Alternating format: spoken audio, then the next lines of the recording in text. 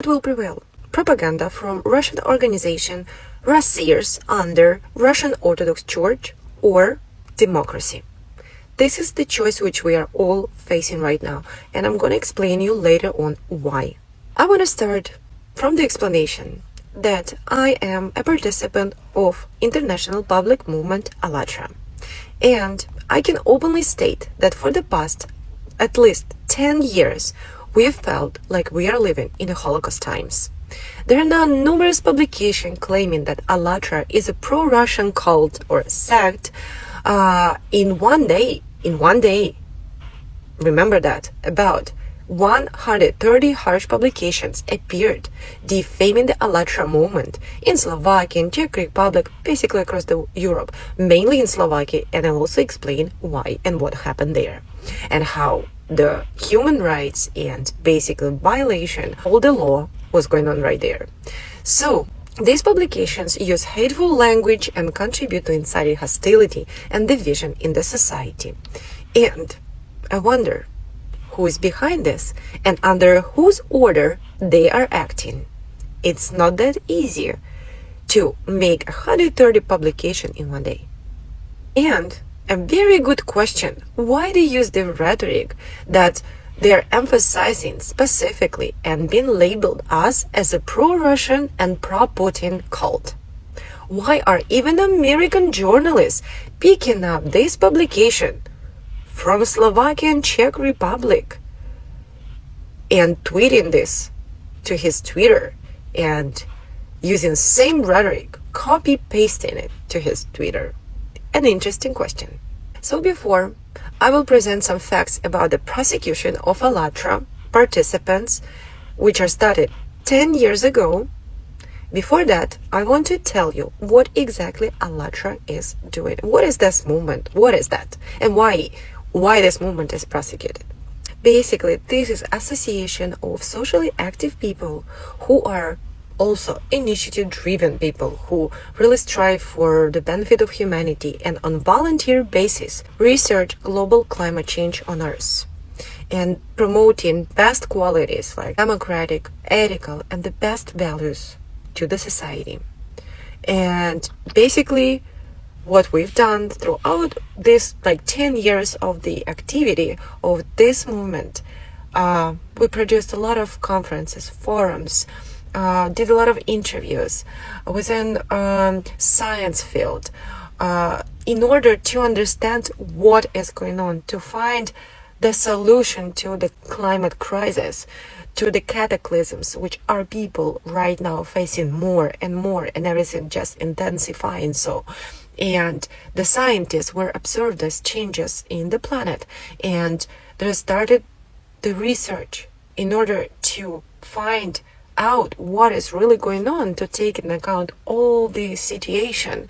And we've been interviewing a lot of specialists, a lot of scientists, a lot of professionals in order to find out what's going on, because we see that we need to hear different specialists in order to understand what's going on.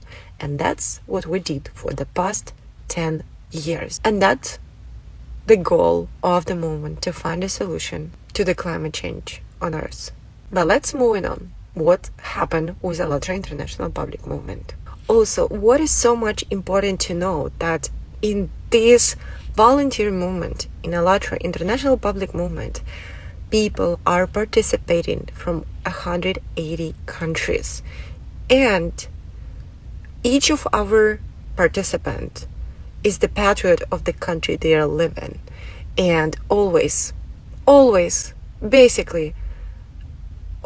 act according to the law, never broke the law.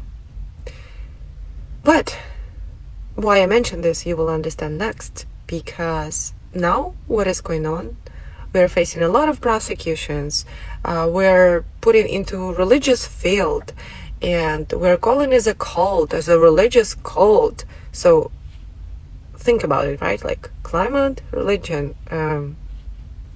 I'll let you think about this. So everything now can be explained why it is going on, because we will look into who started this prosecution and how it started, who it started, and why now this is the case of all of humanity in all the countries. It's not only about Allatra, because the organization which is prosecuted Allatra participants right now, the organization which is threatening to democracy in all countries throughout their agents, and this is the threat to national security of the countries where their agents are present. So let's do it step by step. That's another short story, but in order to understand that, we really need to, present everything step by step. Let's get started. So coming back to the rhetoric which is using in the publications against Allatra, which now basically really incite hatred. I see the comments what people are writing. They said that we need to eliminate those people, these participants, so basically they need to be killed. So you can imagine what are these publications are inciting. So okay, I promise to do everything step by step, so that's not that easy when it's the story of 10 years and now it's unfolded the way we understand who is operating there and how it's the threat in the entire world. But I'll try my best. So let's start. I will present some facts, so where the prosecution of Allatra members started 10 years ago. And remember that they are using the rhetoric that we are pro-Russian called, we're pro-Putin called, and stuff like that. But in the reality, the very first publication was published by the Russian organization Russians, which is kind of like a Russian anti-cult organization, which is basically under the leadership of the Russian Orthodox Church. And right now, Russia is the only country where Allatra is currently banned on the governmental level. That's a good question. Like, how can we be pro-Russian, pro-Putin if we banned on that territory? I'll let you think about this, and we are going to move on. What's going on inside Russia? And I will show you what is going on right there. And I was not joking regarding the Holocaust times. In Russia, people are prosecuted. They opening criminal cases against participants of Allatra International Public Movement in Russia. Homes are raided with the weapons. FSB is operating there. They break through at night their homes, their apartments. And I'll let you see those videos, okay?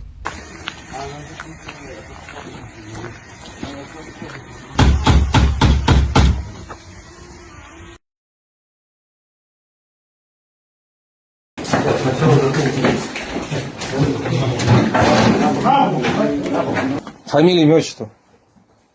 Кто вы? Как зовут? Пожалуйста, кто вы? Как зовут? Фамилия, имя, отчество. А вы кто? Фамилия, имя, отчество ваше.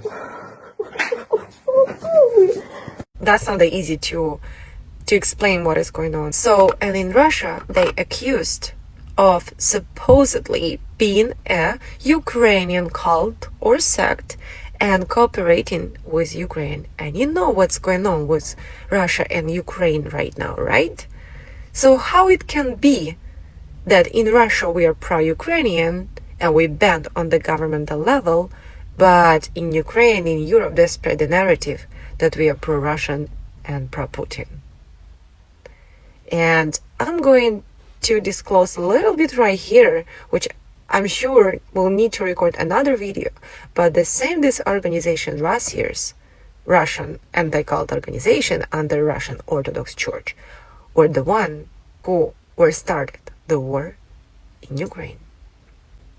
And I will present the facts how they started this campaign back then 20 years ago through the anti-cult activities. But in order to present you all the evidence and facts, I will need to have another video for that. But just a little think about like what they're doing and how they operate. Those guys who are operating under these anti-cult activities in Russians, they don't care where to prosecute people. The only thing what they did, they now cooperate, like they main their office in Russia. Basically, they lead right now the nuclear country. And that is a big threat to all of us. My question is to those medias who are now publishing this publication against Allatra and calling us pro-Russian and pro-Putin sect. I have a question to you. Why you being silent regarding that we are banned in Russia, that people are prosecuted and the criminal cases opened against Allatra participant in Russia? Why do you silent about that? Why are you not writing articles about that? Why are you not speaking about this side? So why these media outlets do not tell about the events in Russia? Maybe it doesn't serve their interests. Why do they call Allatra International Public Movement pro-Russian organization when Allatra is banned in Russia and people are being really prosecuted there? I can tell you even more. That Russian government banned entire Rumble platform on Russian territory because CEO Rumble refused to shut down Allatra TV channel on Rumble platform. And I can tell you even more. We had about like 500 subscribers on Rumble. It's like a joke, but they hate it so much so that they needed to ban it. That's a good question. Why? What kind of information they were afraid of there? But why those journalists are not talking about this? So why they never mention that Allatra is banned in Russia, that Russia shut down Rumble, shutting down YouTube basically, and stuff like that in order to not present to people the information. Why those journalists are not talking about this? And now let's move on to this organization, Rossiers, Russian anti-cult organization Rossiers, and why they prosecute people and what connections they have. So basically, the president of this Rossiers organization is Alexander Dworkin. Under the guise of fighting cults, they work to suppress the basic rights and freedom of people. They prosecute various organizations at the direction of the Russian Orthodox Church to make their religion dominant and establish a totalitarian regime in the country. I don't know if you remember what was happening in Nazi Germany when they labeled people, persecute, they ban organization at the state level, imprisoning unwanted people. And all this happening with Allatra participants in Russia right this moment. Oh, and they did it to many other organizations as well. So Allatra is not the only one. They only use it as a tool for their political and geopolitical purposes. And this is which I also will break through later. For sure, it will need it like another video for that. But they have their goals. They only hide it under this anti-cult activities. The reality of their goals is different. Coming back to Dworkin, he's also a vice president of the European organization FACRIS, which is anti-cult organization on the territory of Europe. They have about like 50 branches across the Europe. Think about it. What is this network has? What kind of connection it has? And basically through this organization FACRIS, they influences countries in Europe. This makes it clear why representatives of FACRIS supported now the publications in Slovakia. Take a look at this. They're the ones who promoting Dworkin's ideas in Europe. So what does it mean? Why they still promoting narratives of Russian anti-cult organization under Russian Orthodox Church? Again, I'll let you think about this. Next step, I want to highlight where this Alexander Dworkin were studying, allowing you to draw your own conclusions. So where did Dworkin took his knowledges And